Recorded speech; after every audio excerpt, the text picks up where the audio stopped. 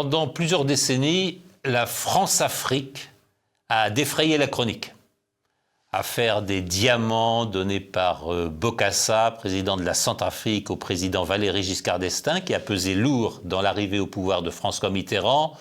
Multiples affaires ensuite, avec des relents de corruption, de trafic d'influence, de réseaux plus ou moins secrets, avec un opérateur machiavélique et génial comme Jacques Foccart. Combien de noms tour à tour ont été évoqués pour caractériser ces liens de subordination, d'intérêt et aussi d'influence maintenus par la France sur ses anciennes colonies. Nous en sommes loin.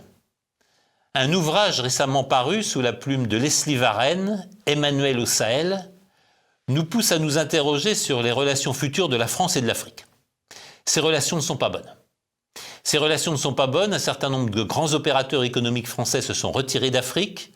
La Société Générale a liquidé une partie de ses réseaux bancaires africains, d'autres la suivent, et d'une manière générale, on peut s'interroger sur la suite de la présence française en Afrique. 3 mots me semblent importants. En finir avec l'arrogance, respecter la souveraineté des États africains, et prendre conscience de l'importance du mouvement de seconde décolonisation en cours. L'ouvrage de Leslie Varenne est sans concession et je le recommande à tous les localistes et à tous les auditeurs de TV Liberté. Pourquoi ? Parce que Leslie Varenne, qui écrit comme dans un roman, décrit les déboires successifs d'une politique marquée à la fois par l'arrogance, par l'incompétence et par l'ignorance. Nos amis africains, j'ai passé beaucoup de temps récemment au Mozambique avec différents ambassadeurs de pays africains francophones, ne supportent plus l'arrogance et ne supportent pas le mépris pour leur souveraineté. 2 exemples n'ont été très peu cités par la presse française. Le premier, c'est le refus par le Cameroun d'accepter la venue sur son sol d'un ambassadeur à la cause LGBT. La seconde, c'est le refus par la Zambie d'autoriser et d'accréditer un ambassadeur que la Zambie considère à tort ou à raison comme connu pour différents trafics et aussi pour les lavish gay parties qu'il organisait dans ses ambassades. Bref, l'Afrique ne supporte plus l'arrogance française.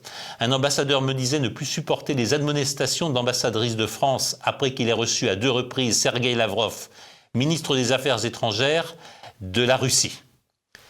Les conséquences pour la France sont sévères. La France a contrôlé jusqu'à 12 ou 14 votes des pays africains à l'Assemblée générale des Nations unies.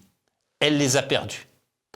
Le Sénégal, le Mali, le Burkina Faso, le Niger, etc., ne votent plus comme la France leur demande ou comme la France le conseille.